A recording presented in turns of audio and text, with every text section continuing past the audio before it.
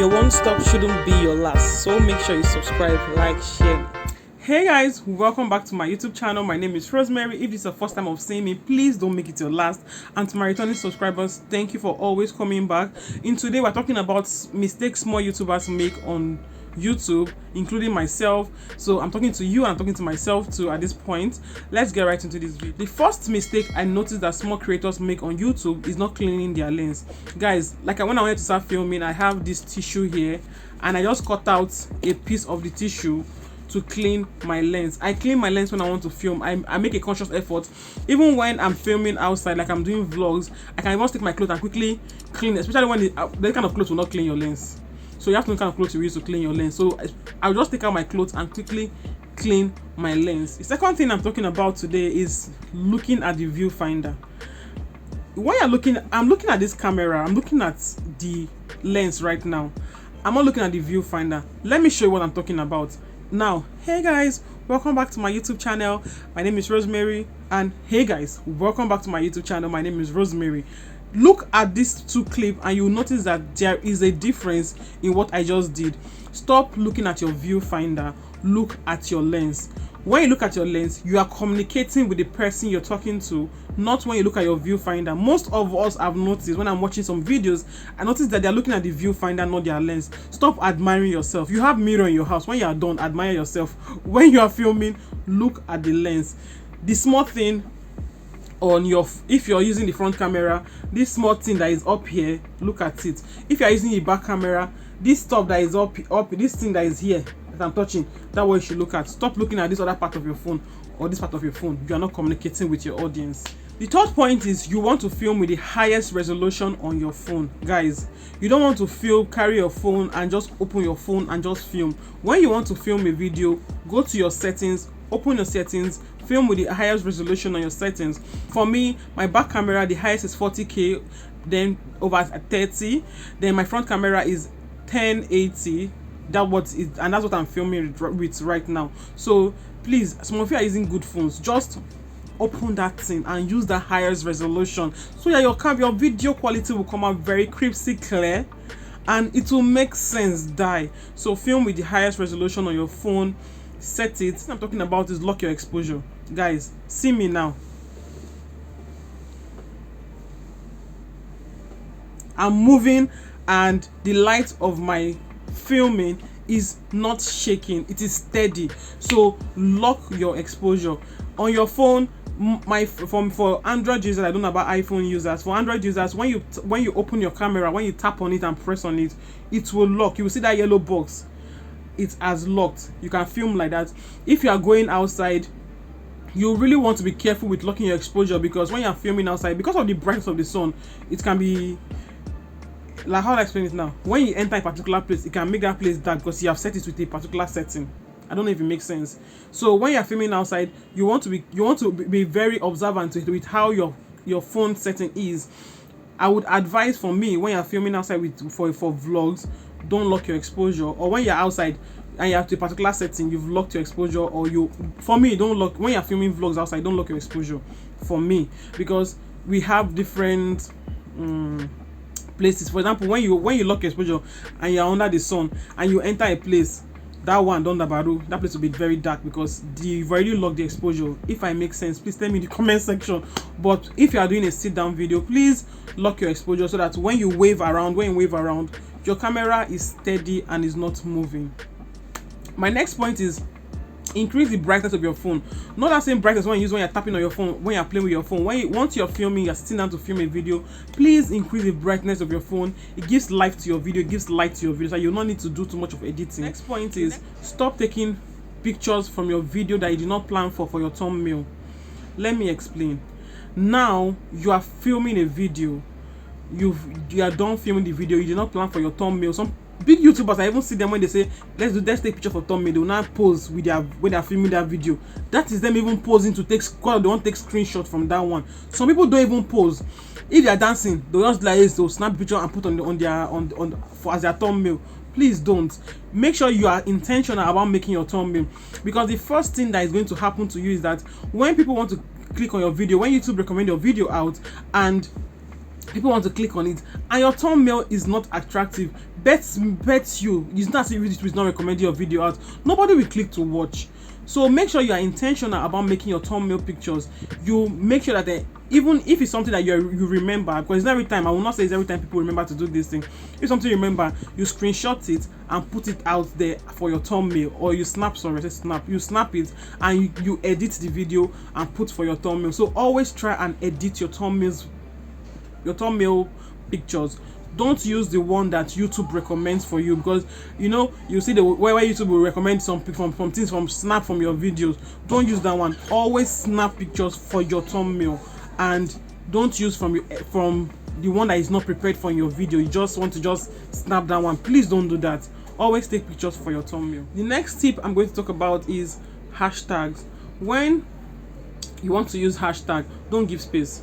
As you write it in hashtag, the word should come it immediately.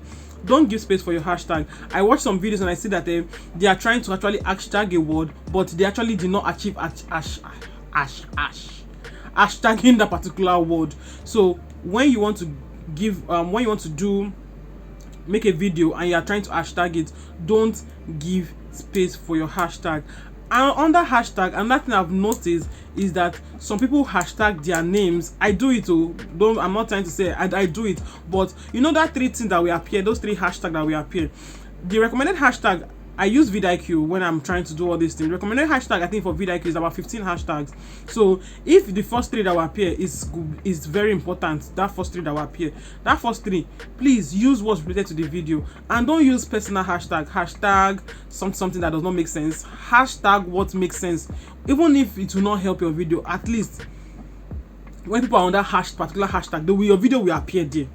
For example, when you are doing vlogs, hashtag vlogs, hashtag a day in my life, hashtag how to grow your channel, or that's if you are doing a video like this, hashtag use meaningful hashtag if you are doing food content, hashtag Nigerian food, hashtag food, hashtag use meaningful hashtag. The first 3 that will appear, use meaningful hashtag, and don't overput. That's why I said don't put hashtag plenty in your description box. Some people, you open their description box, they've already done all this. Is it clout? How did they call that thing for YouTube? Because if I remember the word, I'll write it on the screen. They've already clustered their listing with hashtag. Recommended one that vidIQ recommends is 15.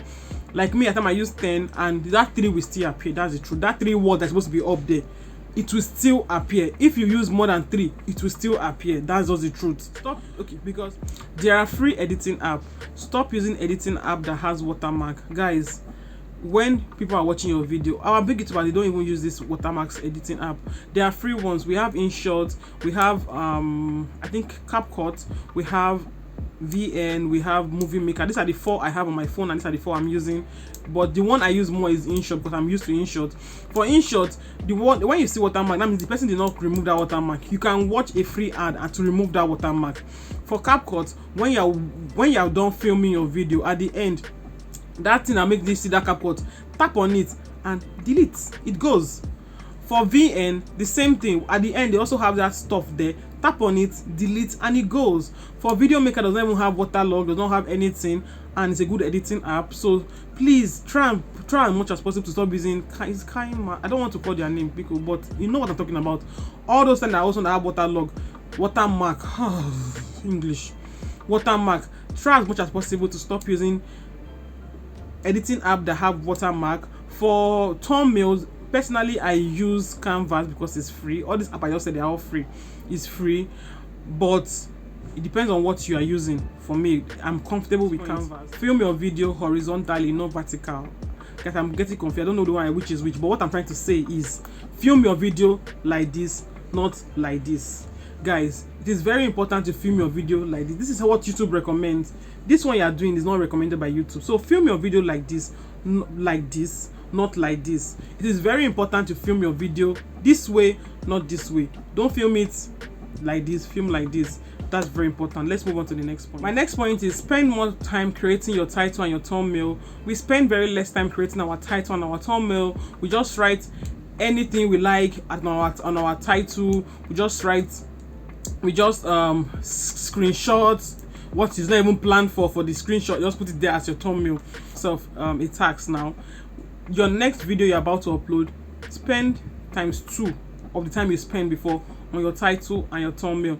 And that tip I would use when you are teaching people something, don't personalize your title. For example, if you are doing a cooking content, please try not to personalize your title. Stop personalizing your title, especially when you are teaching people something. When you have something to give out to people, don't personalize. If you are doing vlogs, you can personalize it in that point, but when you are doing something that you need to give value to people, please stop personalizing your titles.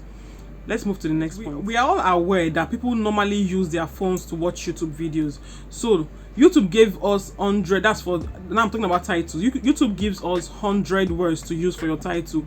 Please don't use the 100. Make your title short.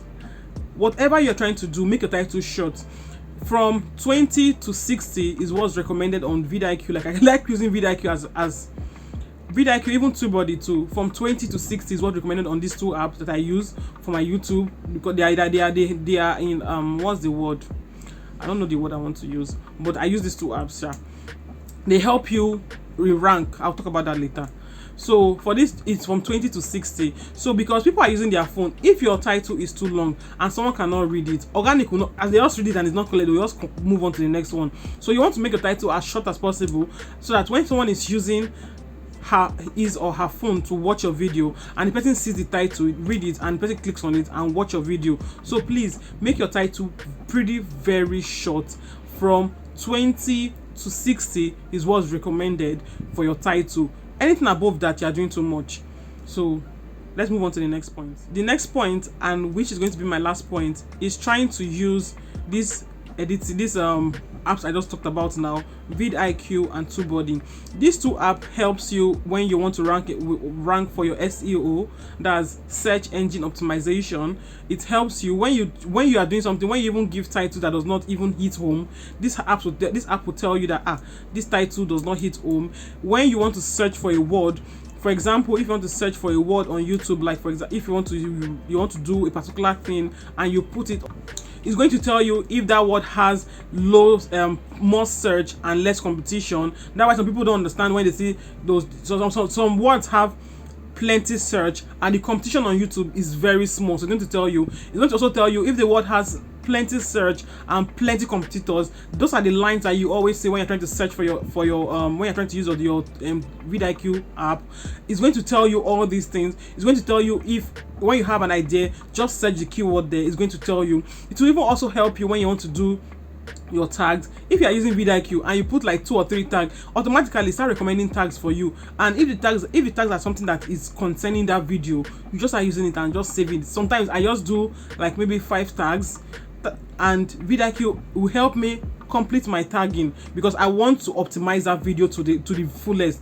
Tagging may not really help you when viewers are looking for your video, but it helps you optimize your video to the fullest. So make sure I forgot to even say this, make sure you're using your tags, make sure you're using your description, make sure you're using everything that's provided when you open your studio for a particular video. Everything that's recommended there, your end screen, your what do you call that thing, your cards, everything that's recommended. Make sure you're making full use of everything. Optimize your video because these videos are evergreen content that you're creating on YouTube and you want to optimize it to the fullest. So vidIQ will help you, TubeBuddy too will help you. It helps you count how you're going. It gives you analytics of your video basically. So these two apps are very recommended. Use TubeBuddy, use vidIQ. It will help you a lot. If you enjoyed watching this video and you've not subscribed to my channel, please subscribe to my channel. If you want this kind of content, please leave what you want me to talk about in the description box. Leave what you want about in the comment section. I'm sure going to answer you whatever you want. And Biko, I'm begging, Ejo, please help me, help this girl. Subscribe to my YouTube channel. Let us grow this channel to the permanent side. Let's get to 1K before the end of this year. Please subscribe to my YouTube channel, like, share if you can, comment, and if there's any other thing I said you're not clear about, and or if there's any other thing you feel I did not say in this video, you can leave it in the description. Why am I calling this in description? You can leave it in the comment section. I'm sure going to learn from you as you are learning from me. Thank you for watching, and I will see you in my next video. Bye.